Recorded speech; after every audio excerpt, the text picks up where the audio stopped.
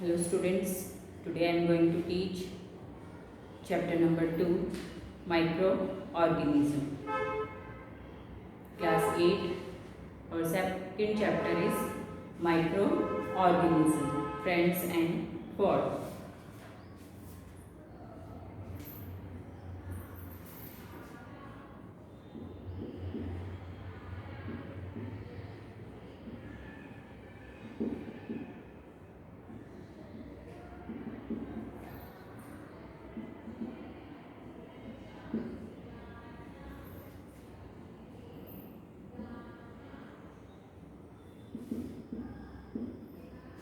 Micro organism are यानी small organism, बहुत छोटे एनिमल्स ऑर्गेनिजम्स होते हैं जो हम अपनी नेकेड आई से नहीं देख सकते हैं। जनरली अगर हम देख रहे हैं तो यहाँ पर भी बहुत सारे माइक्रो ऑर्गेनिज्म प्रेजेंट हैं, बट वी कैन नॉट सी, हम नहीं देख पा रहे हैं क्योंकि वो बहुत ही छोटे हैं। तो फिर हम इनको कैसे देख सकते हैं? आपके माइंड में ये क्वेश्चन आया होगा कि जब हम इनको जनरल अपनी आई से नहीं देख पा रहे हैं, अपने चारों तरफ बहुत सारे माइक्रो ऑर्गेनिज्म प्रेजेंट है छोटे छोटे, तो हम इनको कैसे देखेंगे? We can see with the help of a microscope. इसकी हेल्प से देखेंगे हम, माइक्रोस्कोप की हेल्प से। माइक्रोस्कोप क्या है? माइक्रोस्कोप इंस्ट्रूमेंट है जिससे हम जनरली, इसमें एक मैग्नीफाइंग ग्लास होता है जो कि ऑब्जेक्ट को स्मॉल से लार्ज में शो करता है। मैग्नीफाई करके आपको शो करेगा। स्मॉल थिंग होगी उसको लार्ज करके शो करेगा। ओके, तो इसके लिए सबसे पहले माइक्रो ऑर्गेनिज्म के लिए मैंने आपको बताया, micro organism are the small living organism बोल सकते हैं हम। ठीक है, बहुत सारी चीज़ें हम देखते हैं, जनरली हम देख रहे हैं तो हमें नहीं पता चल रहा कि ये किसकी वजह से हो रही है। इसके लिए मैं आपको एक एक्टिविटी एक्सप्लेन करती हूँ। One thing, micro organism are also called the microbes, भी इनको कहा जाता है माइक्रोब्स।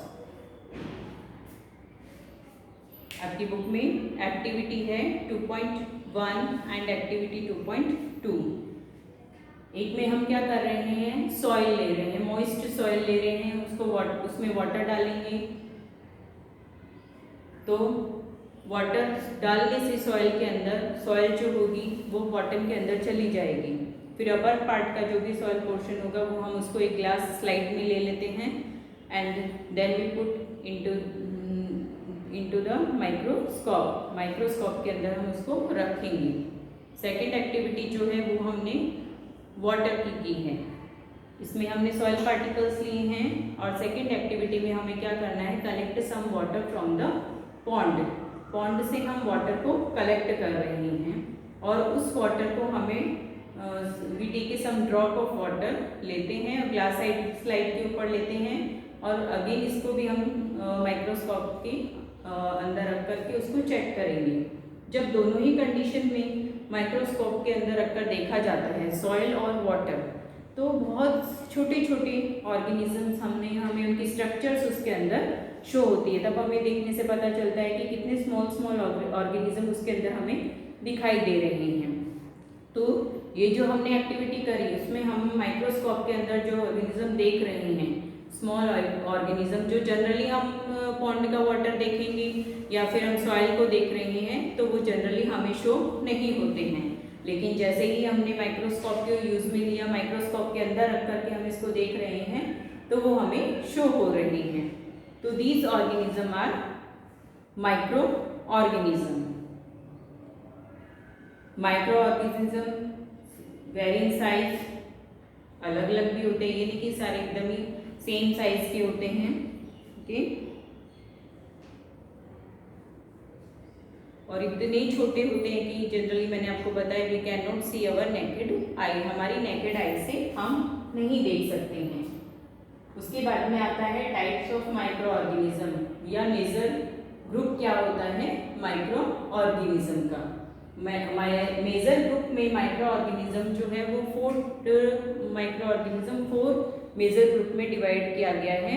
फर्स्ट है आपका bacteria, fungi, protozoan, protozoa and algae.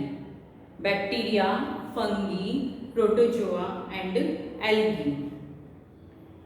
इसके बाद में भी एक ग्रुप और आता है वायरस का, जिसको virus is also a micro organism. Virus भी क्या है? एक माइक्रो ऑर्गेनिज्म है। Virus is also called a link between living and non living organism. Virus को एक लिंक कहा गया है लिविंग थिंग और नॉन लिविंग थिंग के बीच की।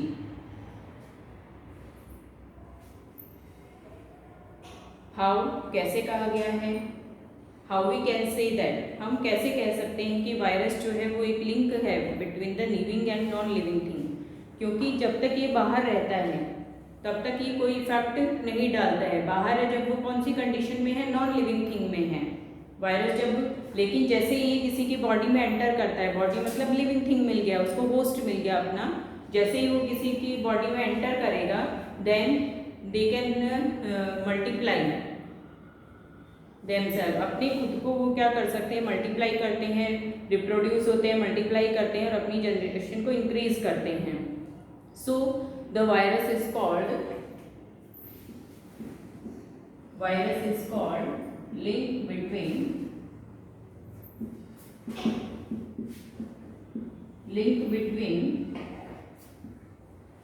Living thing and non living thing and non living thing। बाकी जो मैंने 4 मेजर पार्ट आपको बताए that is bacteria, fungi, protozoa and alga.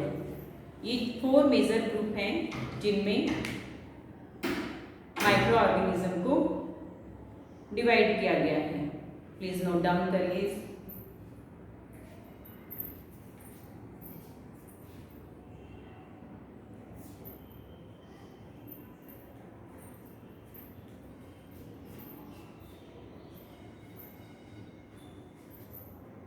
Virus is also A microscopic. Virus भी क्या है? एक माइक्रोस्कोपिक है। माइक्रोस्कोपिक का मतलब क्या है? वायरस भी इतना ही स्मॉल है जितना कि अदर माइक्रो ऑर्गेनिज्म है, लेकिन इसको अलग क्यों रखा गया है? Because it is the link between living thing and non living thing. जब तक मान लीजिए आपको कोई फीवर हो जाता है, ठीक है, फीवर होता है, तो फीवर का जो वायरस की वजह से हुआ है मान लीजिए, जब तक वो बॉडी से बाहर है तब तक तो वो कौन सी कंडीशन में रहेगा? लिविंग थिंग में, सॉरी नॉन लिविंग थिंग में। और जैसे ही वो बॉडी के अंदर एंटर करता है तो हमें बॉडी में वीकनेस या फीवर जैसा फील होने लग जाता है। दैट मीन्स वो अब हमारी बॉडी में है और खुद को रिप्रोड्यूस कर रहा है, मल्टीप्लाई कर रहा है, अपनी नंबर्स को इंक्रीज कर रहा है। तो ये क्या हो गया? लिविंग और नॉन लिविंग थिंग के बीच की एक लिंक हो गई। ओके, जितने हमें फीवर है, हमें कोल्ड हो जाता है, ये सब हमें किसकी वजह से हो रहा है? वायरस की वजह से हो रहा है। ओके,